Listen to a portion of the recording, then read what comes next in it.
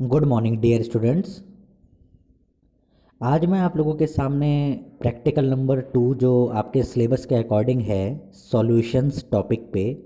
आप लोग अपना अगर सिलेबस देखें तो सॉल्यूशंस कल भी मैंने इससे पहले वाला जो लेक्चर था प्रैक्टिकल का उसमें आप लोगों को सीटअप बनवाई थी।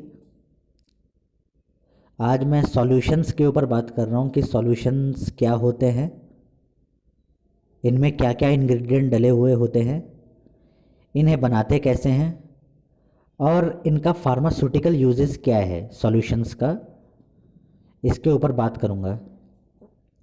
सॉल्यूशंस में हम लोगों को 2-3 प्रैक्टिकल आपके लैब के अकॉर्डिंग जो हैं कि एटलीस्ट 3 से 4 प्रैक्टिकल आप लोगों को परफॉर्म करने हैं। तो प्रैक्टिकली परफॉर्म तो तभी हो पाएगा जब यहाँ पे कॉलेजेस खुलेंगे, बट हम लोग के पास अभी काफ़ी ज़्यादा टाइम है। तो तब तक हम लोग एक काम करते हैं कि अपना थ्योरेटिकल काम और जो डेमोन्स्ट्रेशन वाला काम है, ताकि आप लोग समझते रहें और आपके माइंड में सेट हो कि जब भी आप लोग कॉलेज में आए तो आप लोगों को कौन कौन से प्रैक्टिकल करने हैं। तो बस इसी पे काम कर रहे हैं हम लोग। फार्मास्यूटिकल सॉल्यूशंस के बारे में मैं आज आपको स्टार्टिंग कर देता हूँ कि ये फार्मास्यूटिकल सॉल्यूशंस होते क्या हैं। तो ये मैंने एक पीडीएफ लेके आई है सॉल्यूशंस के ऊपर, जिसमें कुछ क्वेश्चंस हैं, आप लोगों के वाइवा में भी काम आएंगे ये सब चीज़ें। तो इन क्वेश्चंस को भी आप लोग चाहें तो अपने नोट्स के फॉर्म में या याद करते रहें। प्रैक्टिकल आप लोगों का देखिए, अगर मैं स्लाइड को आगे करूं अपने इसको, तो ये है आज का जो हमारा प्रैक्टिकल नंबर 2 है, to prepare strong ammonium acetate solution IP66। तो हम इसी के बारे में आज बात करेंगे कि हमने स्ट्रॉन्ग एमोनियम एसिटेट सॉल्यूशन बनाना है, जिसके अंदर आप लोग मेरे सामने देख पा रहे हैं कि 3-4 इंग्रेडिएंट लिखे हुए हैं, उनकी क्वांटिटी लिखी हुई है। ये मैं आपको धीरे धीरे अभी बताना शुरू करूँगा कि आपको करना कैसे है। इसके बाद अब अपनी स्लाइड में फिर देखिए अपनी स्क्रीन पे मेथड ऑफ प्रिपरेशन, कि इनको बनाते कैसे हैं, कैसे आप लोग बनाएंगे इनको, इसके स्टेप लिखे हुए हैं। फिर जो कंटेनर आप लोग जिसमें आप फिलिंग करेंगे इनकी, उसमें कौन सा लेबल किस तरीके का बनाएंगे, तो एक इसका प्रोफार्मा है ये। और वाइवा में छोटे छोटे क्वेश्चन जो पूछे जाने वाले होते हैं इसी टॉपिक से रिलेटेड, मैं उनके बारे में जिक्र करूंगा। तो ज़्यादा देरी ना करते हुए मैं आज के अपने प्रैक्टिकल सेशन को स्टार्ट करता हूँ। सबसे पहले हम बात करते हैं what do you understand by the term pharmaceutical solution. आखिर में ये फार्मास्यूटिकल सॉल्यूशन होता क्या है, या आप इस बात से क्या समझते हैं, तो देख लीजिए आंसर के फॉर्म में। Pharmaceutical solutions are defined as liquids containing one or more soluble chemical substances dissolved usually in purified water, comma intended for internally or externally used। तो ये लाइन कह रही है कि फार्मास्यूटिकल सॉल्यूशंस वो लिक्विड होते हैं जिनके अंदर एक या एक से अधिक केमिकल सब्सटेंसेस को मिलाया गया होता है, उनको डिसॉल्व किया जाता है। किस में डिसॉल्व करते हैं? प्यूरिफाइड वाटर में। और फाइनली जब कोई सॉल्यूशन बन जाता है तो वो चाहे इंटरनल हमारे ओरल रूट से या एक्सटर्नली हमारे आउटसाइड हमारे बॉडी के पार्ट्स में हम लोग यूज़ कर लेते हैं। तो एक सिंपल सी भाषा में सॉल्यूशन क्या होते हैं? ऑलरेडी एक लिक्विड है, लेकिन उस लिक्विड के अंदर एक या एक से अधिक केमिकल को डिसॉल्व किया गया होता है। डिसॉल्व किस में किया गया होता है? प्यूरिफाइड वाटर लेते हैं, और फाइनली जब डिसॉल्व हो जाते हैं वो, तो आप चाहे इनको ओरली ले सकते हैं और चाहे एक्सटर्नली ले सकते हैं। तो इसी को हम कहते हैं फार्मास्यूटिकल सॉल्यूशंस। और अब हम लोगों को यही फार्मास्यूटिकल सॉल्यूशन बनाने हैं। अलग अलग एपीआई का यूज़ करेंगे, अलग अलग एक्सिपिएंट का यूज़ करेंगे, अलग अलग क्वांटिटी में यूज़ करेंगे और बनाएंगे, और उसको फिर कंटेनर में पैक करके उसकी लेबलिंग करेंगे। प्रैक्टिकली तभी पॉसिबल है जब आप लोग कॉलेज आएंगे, जब सेशन खुल जाएंगे। डेमोन्स्ट्रेशन बेस पे मैं आप लोगों को वर्बली अभी समझा सकता हूं, तो मैं वर्बली आप लोगों को बता दे रहा हूं कि ये टेक्निकल टर्म्स एटलीस्ट आप लोग याद रखें कि आप लोगों को करना क्या है। क्वेश्चन नंबर 2 देखिए, what are the solvents usually used in the preparation of monophasic liquids for internal use. एक होता है मोनोफेजिक, ठीक है ना। मोनोफेजिक का मतलब क्या है? मोनोफेजिक का मतलब ये भी एक लिक्विड की कैटेगरी है, ठीक है ना, जिसके अंदर एक जैसे दिखने वाले या एक जैसी प्रॉपर्टी वाले केमिकल एक्सिपिएंट्स को मिक्स किया जाता है। तो कौन कौन से सॉल्वेंट यूजुअली यूज़ किए जाते हैं जब हम किसी सॉल्यूशन को बनाएं? तो ये क्वेश्चन कुछ ऐसे कह रहा है, तो आंसर देखिए, mostly purified water is used. और आप भी मेरी इस बात से सहमत होंगे कि प्यूरिफाइड वाटर ही आमतौर पर किसी भी सॉल्यूशन को बनाने में यूज़ किया जाता है। Full stop. Sometimes alcohol, comma, diluted alcohol 50% volume by volume, comma, glycerine and propylene glycol can also be used. कभी कभी ऐसा होता है कि सॉल्यूशंस भी अलग अलग तरीके के होते हैं। तो पानी तो आमतौर पर यूज़ किया ही जाता है आपका प्योरीफाइड वाटर के फॉर्म में, बट इसके अलावा इनका रिप्लेसमेंट, पानी का भी रिप्लेसमेंट क्या है? अल्कोहल या फिर डाइल्यूट अल्कोहल जिसकी कंसंट्रेशन कितनी हो? 50% वॉल्यूम बाय वॉल्यूम। इसके अलावा ग्लिसरीन और प्रोपाइलिन ग्लाइकॉल को भी आप लोग यूज़ कर सकते हैं एज ए सॉल्वेंट जब हम किसी सॉल्यूशन को बनाएं। अब क्वेश्चन नंबर 3 देख लीजिए। हम बार बार प्योरीफाइड वाटर का जिक्र कर रहे हैं, बट आखिर में ये प्योरीफाइड वाटर होता क्या है ये भी देख लीजिए। Purified water is water obtained by distillation, comma, ion exchange treatment, comma, reverse osmosis और other suitable process.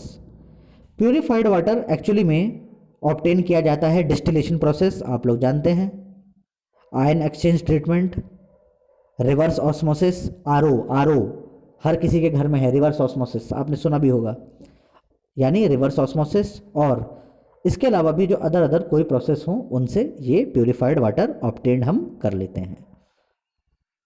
It is prepared from drinking water, बनाया इसको ड्रिंकिंग वाटर के से ही है। It contains no added substances.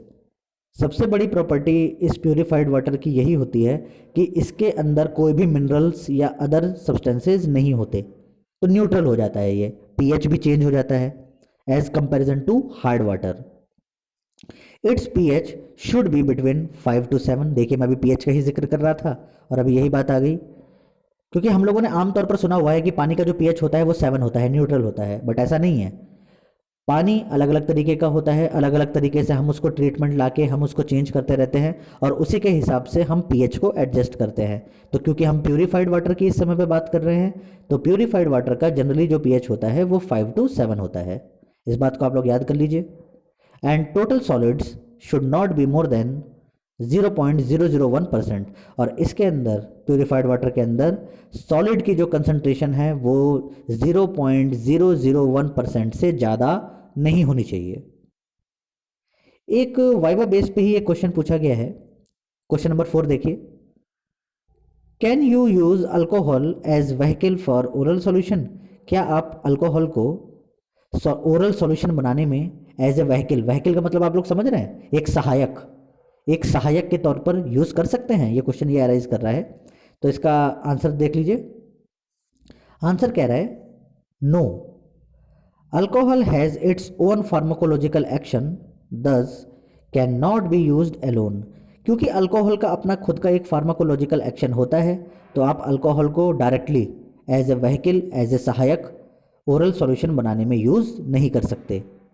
Comma, its hydro alcoholic mixture can be used to dissolve many poorly soluble drugs. हाँ, लेकिन अगर अल्कोहल को हाइड्रो अल्कोहलिक फॉर्म यानी पानी के साथ मिक्सअप में लेके अलग कंसंट्रेशन में अगर उसका मिक्सचर बनाया जाए, तो उसको आप उस तरीके के सब्सटेंसेज में या उस तरीके के ड्रग्स में जो पानी में आसानी से नहीं घुल पाते, उनको डिजॉल्व करने में यूज कर सकते हैं। क्वेश्चन नंबर 5 देख लीजिए। What are the techniques use to increase rate of solution? कौन कौन सी टेक्निक होती हैं जिनसे सॉल्यूशंस का रेट इंक्रीज हो जाता है? तो आंसर देख लीजिए। Number 1, application of heat to increase the temperature. जाहिर सी बात है, कोई गाढ़ी सी चीज़ है, अगर आप नीचे से हीट टेम्परेचर अप्लाई कर दीजिए तो अपने आप ही कोई भी चीज़ एक सॉल्यूशंस के फॉर्म में अच्छे से कन्वर्ट हो जाती है। Second, decreasing particle size which contribute to increase the surface area of the particles which allow maximum solvent penetration and thus enhance rate of solution। या फिर जाहिर सी बात है, सॉल्यूशन है उसके अंदर सॉलिड है पार्टिकल्स के फॉर्म में, अगर आप उनके पार्टिकल्स के साइज को छोटे कर देते हैं और बिल्कुल माइन्यूट कर देते हैं तो जो सॉलिबिलिटी है, जो सॉल्यूशंस की जो सॉलिबिलिटी है वो अपने आप ही इंक्रीज हो जाएगी। तो ये कुछ नॉर्मल सी बातें थी जो मुझे बताने की ज़रूरत थी। इससे पहले कि मैं कोई प्रैक्टिकल स्टार्ट करता, आप लोगों को ये एक लेआउट बताना बहुत ज़रूरी होता है कि आखिर में आप बना क्या रहे हैं, और बना रहे हैं तो उसके अंदर क्या क्या चीज़ें होती हैं, मेन क्या क्या चीज़ें हैं और उनका फ़ायदा क्या है। प्रैक्टिकल्स तभी पॉसिबल है अगर आप इन 3-4 चीज़ों को समझिए। परफॉर्म तो कर ही लेंगे, परफॉर्म तो करना ही है, बट वर्बली भी हमें पता होना चाहिए कि हम आखिर में बना क्या रहे हैं या हम किस चीज़ पे काम कर रहे हैं। तो इसीलिए मैंने आप लोगों को ये इंट्रोडक्टरी पार्ट टॉपिक का समझाया। बाकी और भी चीज़ें हैं जो पीडीएफ फॉर्मेट में मैंने ऑलरेडी अटैच कर रखी है, आप चाहें तो इनको और भी आगे भी पढ़ सकते हैं, बट मैंने मेन 4-5 पॉइंट उठाए। अब आज का प्रैक्टिकल आप देख लीजिए। आप लोगों ने क्या करना है, to prepare strong ammonium acetate solution IP66। पहले वाले लेक्चर में बात हो रखी है आईपी क्या होती है, इंडियन फार्माकोपिया, एक स्टैंडर्ड बुक जिसके अंदर सारी दवाइयों के सारे ड्रग्स, सारे एपीआई, सारे एक्सिपिएंट्स, सबकी 0 से लेकर 100 तक सारी बातें लिखी होती हैं। उसकी प्रॉपर्टी, कहाँ से बनी, उनका मॉलिक्यूलर वेट, उनका मॉलिक्यूलर फार्मूला, मेल्टिंग पॉइंट, किन किन चीज़ों से बनती है, क्या क्या बना सकते हैं, डोज क्या है, मतलब सब कुछ, कौन कौन सी टेक्निक है, सब कुछ आईपी के अकॉर्डिंग डिसाइड होती है। तो ये है आपका स्ट्रॉन्ग अमोनियम एसिटेट सॉल्यूशन आपने बनाना है। IP66 का मतलब इंडियन फार्माकोपिया का 1966 वाला जो वॉल्यूम है उसमें 1966 सॉरी एडिशन जो है। तो स्ट्रॉन्ग अमोनियम एसिटेट सॉल्यूशन है क्या, इसके बारे में अभी बाद में बात करेंगे, लेकिन इसको बनाएंगे कैसे, इसके बारे में कौन कौन सी चीज़ें, चार सी एक्सिपेंट से बनकर मिलकर ये स्ट्रॉन्ग अमोनियम एसिटेट सॉल्यूशन बनता है, इन चारों चीज़ों को देख लीजिए। अभी मैं क्वांटिटी की बात नहीं कर रहा हूँ, केवल आप मेन इंग्रेडिएंट की बात करते हैं।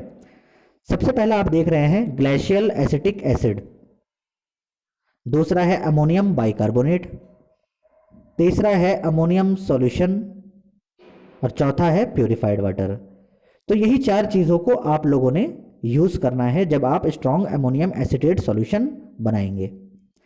अब एक्चुअली में मैं आप लोगों को ये थोड़ा सा डिफाइन कर देता हूँ। ये जो कंसंट्रेशन जो बनाई गई है, जो मेरे सामने जो पीडीएफ फॉर्मेट में है, वो 1000 ml के हिसाब से है, यानी 1000 ml के 1 लीटर के हिसाब से है ये। हम क्योंकि लैब स्केल में काम करेंगे तो हम इसको कन्वर्ट करेंगे 100 ml के हिसाब से, 100 ml हम इसको 100 ml के हिसाब से करेंगे, क्योंकि 1 लीटर हमें बनाने से वेस्ट हो जाएगा। हमें तो केवल डेमोन्स्ट्रेशन बेस के लिए करना है। तो जब भी आप लोग आएंगे कॉलेज में तो मैं आप लोगों को इसकी जो कंसंट्रेशन है, जो मैं प्रैक्टिकली बताऊंगा करके और आप लोग भी बनाएंगे उसे, वो 100 ml के हिसाब से बताऊंगा। तो इसीलिए आप लोग जब अपनी नोटबुक में ये प्रैक्टिकल नोट करेंगे तो आप इसकी कंसंट्रेशन को 100 ml के हिसाब से कन्वर्ट करके करेंगे। जैसे ग्लेशियल एसिटिक एसिड मान लीजिए 453 ग्राम के हिसाब से है, तो हम उसको लेंगे 4.53 ग्राम, 4.53 ग्राम। अमोनियम बाइकार्बोनेट को हम लेंगे 4.7 ग्राम। अमोनिया सॉल्यूशन स्ट्रॉन्ग ये 100 ml है और सफिशिएंट क्वांटिटी, तो 100 ml ना लेके हम इसको लेंगे 10 ml, हम 10 ml लेंगे इसे। और प्यूरिफाइड वाटर एक हम लेंगे इसको 1000 ml के हिसाब से है, तो हम इसको मेक अप द वॉल्यूम, ताकि जितना कम रह जाए उतना हम पानी डाल देंगे इसमें, ठीक है ना। तो मैं फिर से आपको ये बात दोहरा रहा हूँ, ये जो आपके सामने जो स्क्रीन पे दिख रहा है ये 1000 ml के हिसाब से दिख रहा है, लेकिन हमें जो अपनी क्वांटिटी जो प्रैक्टिकली मेजर करनी है लैब स्केल में वो 100 ml के हिसाब से करनी है। तो इसीलिए हम ग्लेशियल एसिटिक एसिड जो आपका 453 ग्राम दिख रहा है उसको 453 ग्राम ना लेके हम उसको 4.53 ग्राम लेंगे। अमोनियम बाइकार्बोनेट को हम 4.70 ग्राम लेंगे। अमोनिया सॉल्यूशन को हम 10 ml लेंगे और प्यूरिफाइड वाटर हम लेंगे मेकअप द वॉल्यूम, यानी जितना कम रह जाएगा उस सॉल्यूशन में पानी उतना ही उससे उसका वॉल्यूम मेक कर देंगे। इस लैंग्वेज को सुन लीजिए, याद कर लीजिए, मेकअप द वॉल्यूम, जितना कम रह जाए उतना आप उसमें पानी डाल के उसकी कंसंट्रेशन को फाइनली उस मुकाम तक पहुंचा दीजिए जितना आपने बनाना है। ठीक है ना, मेक अप द वॉल्यूम। अब मेथड बनाएंगे कैसे? ये जो आप टेबुलर फॉर्म में देख रहे हैं रीजन को थोड़ी देर के लिए भूल जाइए और आप लोगों ने नोटबुक में इसको लिखने की भी जरूरत नहीं है। आप रीजन नहीं लिखेंगे, आप मेथड पे जाएंगे, प्रिपरेशन प्रोसीजर पे, और मेथड में जाके आप सीधे सीधे 1 2 3 4 5 6 7 करके जो आ रहा है आप केवल लाइन लिखेंगे। रीजन आपने लिखने की कोई भी जरूरत नहीं है। मैं बार बार आपको बोल रहा हूं, ये जो रीजन वाला पार्ट है ये आप लोगों को लिखने की नोटबुक में जरूरत नहीं है, आप केवल मेथड लिखेंगे। तो मेथड देख लीजिए। Number first, mix glacial acetic acid, ammonium bicarbonate and 350 ml of purified water. तो ये जो 350 ml ऑफ प्यूरिफाइड वाटर है इसको हम लिखेंगे 35 ml ऑफ प्यूरिफाइड वाटर। तो फिर से एक बार दोहरा देता हूं, mix glacial acetic acid, ammonium bicarbonate and 35 ml of purified water. Second point, strong ammonia is added to the above solution unit. A drop of resulting solution diluted with 10 drops of water gives a full blue color. एक blue color आपको originate होगा with 1 drop of solution of bromothymol blue.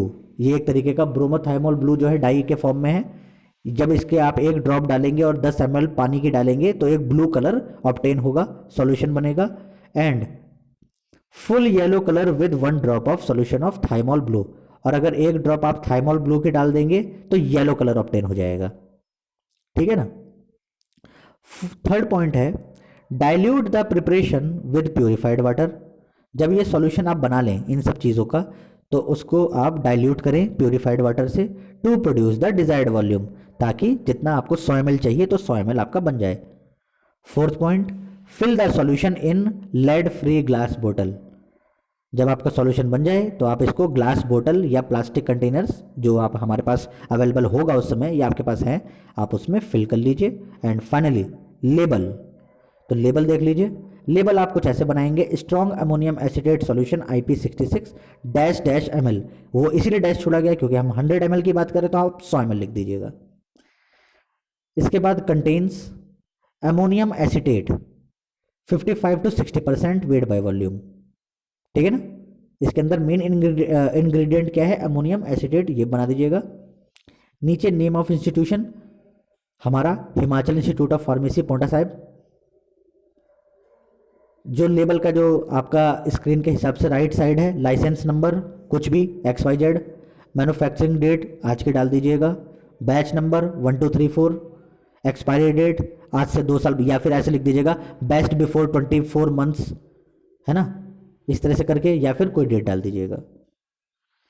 जो आपकी screen का जो left side वाला part है, dose 1 to 5 ml 1 से 5 ml दी जाती है। इसका यूज़ क्या है, माइल्ड एक्सपेक्टोरेंट, खांसी के फॉर्म में। जब किसी को खांसी आए या म्यूकस जम रहा हो तो as a expectorant, as a cough, खांसी के लिए आप इसको यूज़ करते हैं इस सॉल्यूशन को। स्टोरेज क्या है, सॉरी, इसके अलावा अगर दूसरा यूज़ किया जाए तो डायरेटिक्स, जिन लोगों को पेशाब यूरिन की दिक्कत होती है तो एज ए डायरेटिक्स आप इस सॉल्यूशन को यूज़ कर सकते हैं। Storage, store in a cool place, container should be lead free. तो ये लेबल आप लोग बना लेंगे। मैं अभी भी फिर से यही बात कह रहा हूँ कि जब भी आप जो ये प्रैक्टिकल करेंगे, हम 100 ml के हिसाब से बात कर रहे हैं, 100 ml के। हालांकि जो आपकी बुक में लिखा हुआ है वो 1000 ml के हिसाब से लिखा है, लेकिन हम 100 ml के हिसाब से ही बात करेंगे। तो इस प्रैक्टिकल को आप लोग नोट कर लीजिएगा अपने प्रैक्टिकल कॉपी में। कोई भी क्वेरी होगी तो आप गूगल क्लासरूम में जाके मुझसे बात कर सकते हैं, बता सकते हैं। उम्मीद करता हूँ आप लोगों को आज का जो प्रैक्टिकल है समझ में आया होगा कि हमें क्या करना है और हम बना क्या रहे हैं। Thank you.